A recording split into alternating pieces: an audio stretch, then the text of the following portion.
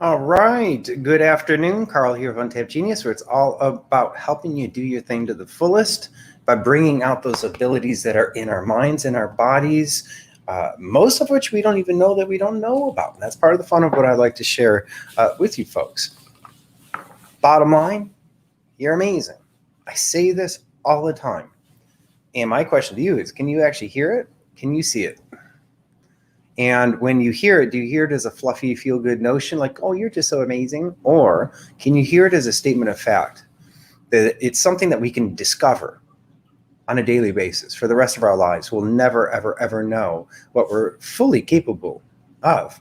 But we can assume that we are much more. Hey, Rosie, shh, quiet, quiet. There's a squirrel outside. Yeah. So what was it? Hey, hold on one second. I love when this happens while I'm going live. Hey, Rosie, Bodie, come here. Come here. Bodie, sit. Sit. And down. Good. And hold. There we go. Let's see what we can do now. So, bottom line, statement of fact. You are more amazing than you realize. You have much more potential than you could even conceptualize. And it's built in. It's intrinsic to who we are as human beings. Yeah, even further than that, it's intrinsic to us being expressions of life itself. And I'm the conviction that there's one main thrust in life from a nature perspective, if you will. And that is that life wants to move. Simple idea. Life wants to move. And so we being expressions of life, we want to move. Literally, physically, as well as in our lives. And it can be any form of movement. It can be a movement in terms of a realization, a thought that you have. That's movement. To go from a problem or a challenge that you have and to be able to resolve it, or even better, transform it into some new type of creation. That's movement.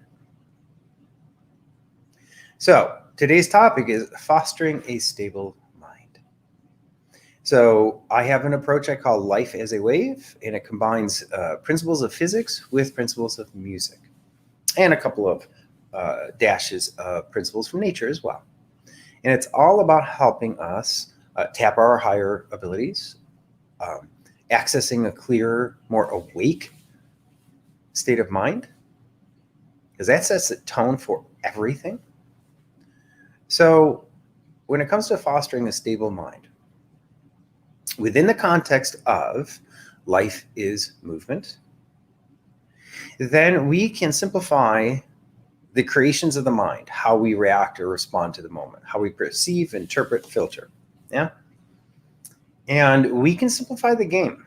Now, typically when it comes to the mind, we're dealing with within the creations of the mind, beliefs, assumptions, judgments that have happened in the past. And then those past conditioned responses get triggered in the moment based on any sort of trigger. It doesn't matter. So the past gets re-triggered into the present. Now, again, most of the time when we're dealing with trying to free up the mind is through psychology, philosophy, even religion. There's different forms that we typically take. Here, we're going to take a different approach. We're going to take the approach of life is physics, from the perspective of physics, and that life is movement. So the question becomes, what is the physics of movement? I'm looking for my wireless pen here. There it is. I'm going to switch screens for a quick second here. And get the screen in the background. There we go. All right. So what I've mentioned so far is life is movement.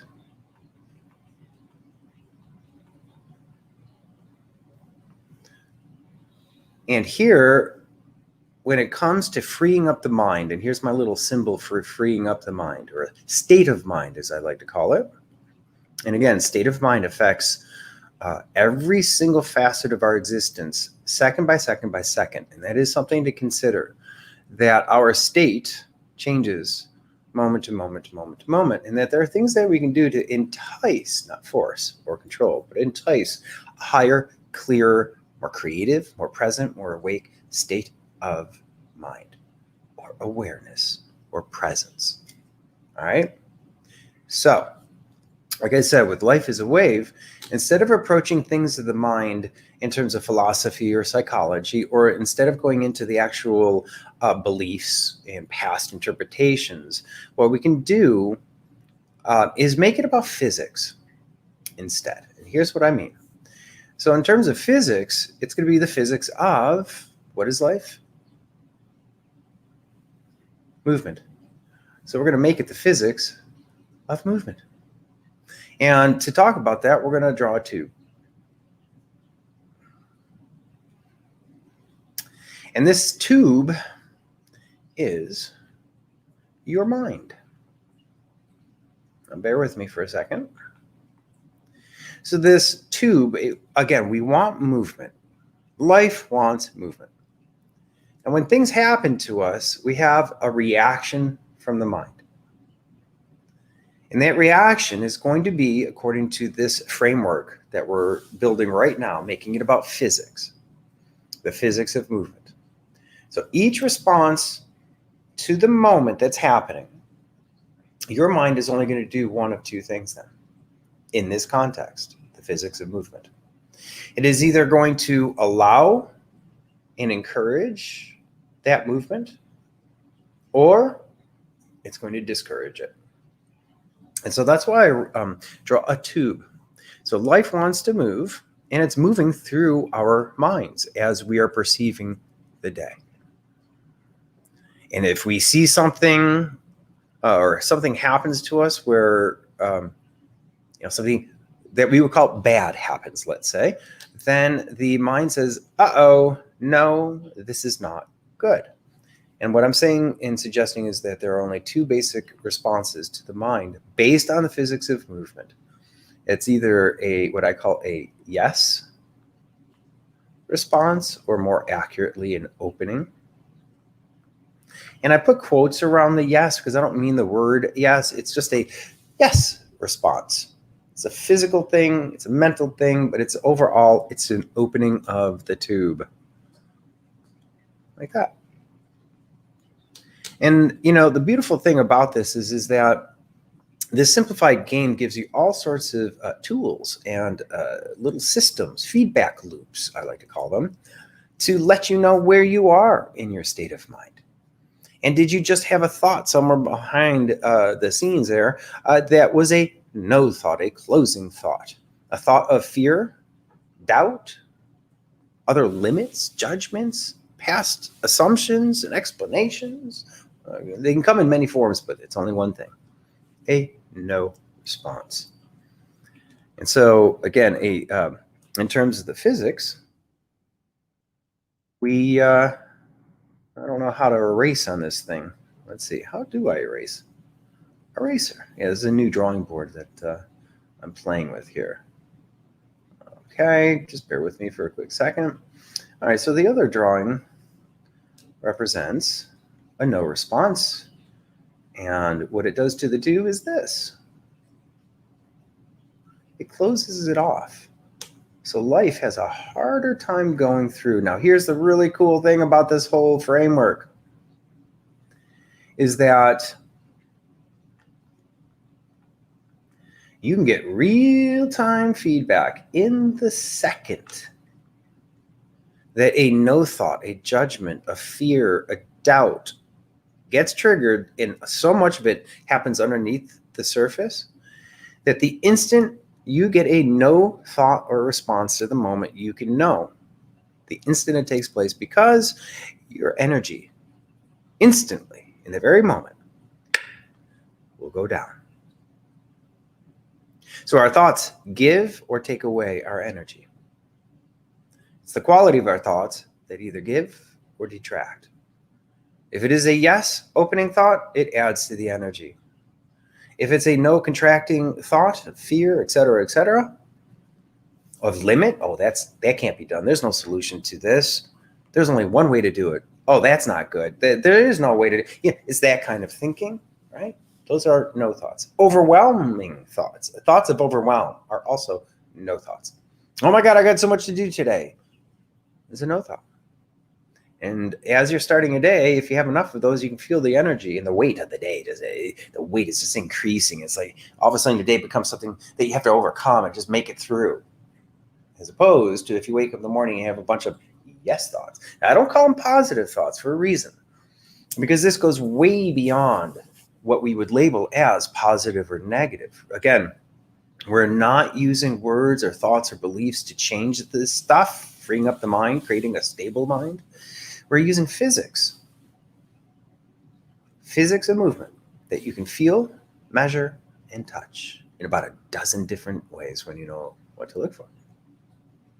So this simplifies the game so that you can begin as a first step, as you're doing your day. As soon as you have a dip in your energy, and it'll happen just in a split second, all of a sudden you get the fatigue. All of a sudden you want to take a nap. You just want to whatever. Or you get an urge to eat something, smoke something, drink something, whatever it happens to be. That is also a sign that you just had a no response. Your tube closed. And your mind is trying to find some way to open back up. And if in the past you have done certain activities where your mind now associates with feeling good or opening up, it is now going to trigger those things in the moment that you have a no response to the moment. So I'm doing my day, right? All of a sudden I notice a dip in my energy. I get tired, I want to take a nap, or I get it triggered to want to get up and eat something or drink something, okay? I'm doing my day. All of a sudden I notice dip in energy. I get a triggered thing. Then all I have to do is check with my thoughts, and I will surely have had a no thought in that very moment. Now, what do we do with that once we notice it? And here's one of the keys to developing a stable mind.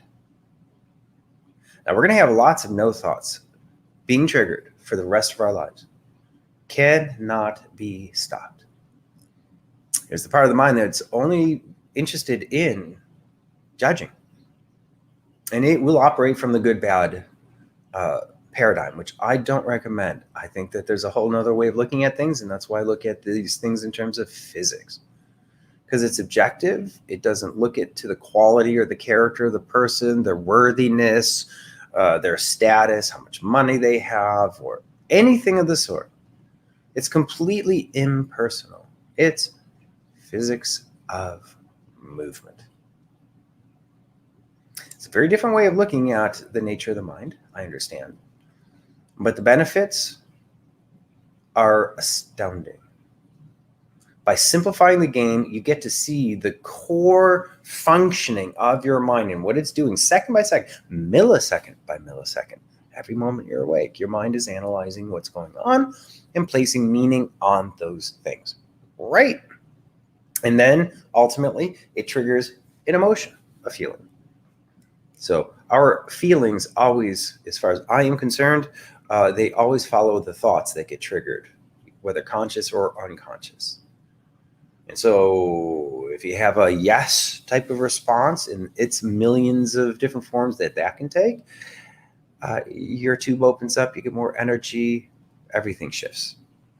And when it comes to your state of mind, it's not just your energy that changes. And I want you to think about, next time after you're done watching this live, do a little experiment.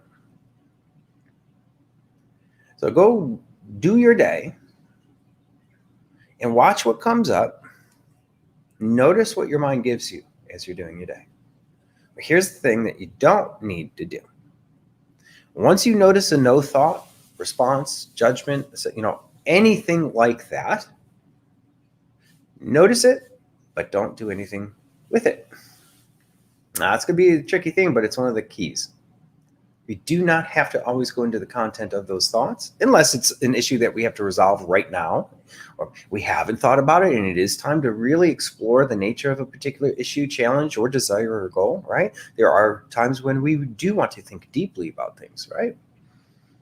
But as we're doing our day and these old conditioned things get triggered, we don't have to always go into the content. We don't always have to worry Like, why did that get triggered? I'm trying to be more positive and stay focused on my goals, and I keep having these negative things getting in the way. What's wrong here? Nothing. That will continue to happen. And that's not a problem. The key to having it not be a problem is to become masterful at observing one's mind without stepping in and trying to force it into compliance, enticing, tickling it into a better place. That's a totally different thing than, my mind is in a bad place and I need to put it in a positive place. It's work. It takes time. It does not necessarily work very well or for very long. To reframe things, to look at things positively, yes. But I'm not talking about being positive with blinders on, like everything's great when the world is falling apart around you. That's why I don't call thoughts positive or negative. They just fit into two categories in terms of physics of movement that life is looking for and that we're looking for. Opening, closing, and you can feel it. So, one last comment. So that is the essence, the artful mastery of fostering a stable mind. Artful, because I would rather approach this as something creative as opposed to trying to change me or my mind. So if you go throughout the day and your mind is kind of like all over the place, where you're sensitive at times or volatile or, just things set you off really easily. Again, one of the key things to do is to watch your mind, let it be there, see those thoughts from an objective perspective. Learning how to do that is 90% of the game. And once we get good at doing that, and it's forever a practice, and there's an art to it, then we can start playing with the mind. Enticing it to be in a more, like, say, a creative state when you want to do something creative. You want to be in a wake state. You want to be able to, let's say, perform. You're about to play music, or you're going to be going juggling or dancing or any kind of performance of any kind. You want to be at your best. You want to put your mind in a good, nice, high, clear state of mind so that you can naturally be at your best. High, clear state of mind, high quality of living in the moment on every level. Even your senses change. Your ability to pick up details, vibrancy of color, of sound, the richness, the nuance, the details that are always present in every moment, but most of the time we're not tuned into the high definition version of life. The richness that it has to offer in every moment, what would it be like to be able to tune into that a little bit more often, more deeply, more consistently? Yeah, that's what this is all about. Because in the end, it's about one thing. This. My arms get caught off, but it's like a victory. Like, yes, being full of life, doing our thing to the fullest. That's what this is all about. And creating a stable mind is a way to set the tone to the quality of your life so that we don't have to be swayed or triggered or pulled in different directions quite as easily. That there is a way to create a more stable presence of mind. Now, I've got these things that I've created for myself and others. There's about 3 dozen of them. I call them wave tools. And they're just different approaches to enticing a particular state of mind. A stable mind, to me, is just a passing thought. Last passing thought for this live is a stable mind is, if there's a storm outside, yes, the leaves and the branches are being swayed all over the place, but it's also grounded. It's not going anywhere relative to the ground because of the roots, the grounding. Yeah. And so there's a way of enticing that grounded feeling as a state of mind. There's many ways of doing it. I've talked long enough today. It's been 20-minute live. That's good. So there's a lot to share on this stuff, and it is fun, and it is invigorating, and it is, it's a game changer. I spent decades trying to control my mind and fix my brain, and I've had all sorts of issues, from addictions to cognitive issues, dyslexia, ADD, all sorts of fun stuff. And I've never been able to foster such a stable mind as I can now. I'm volatile. I'm very sensitive, very emotionally charged at times and stuff, you know. But I like knowing that even in the midst of a crisis, that I have the wherewithal to get calm, get clear, and move forward. So, quite the trick, but an essential one. Yeah, it's fundamental. They should be teaching this stuff in schools day one, as far as I'm concerned. All right, guys, that's it for today. See ya.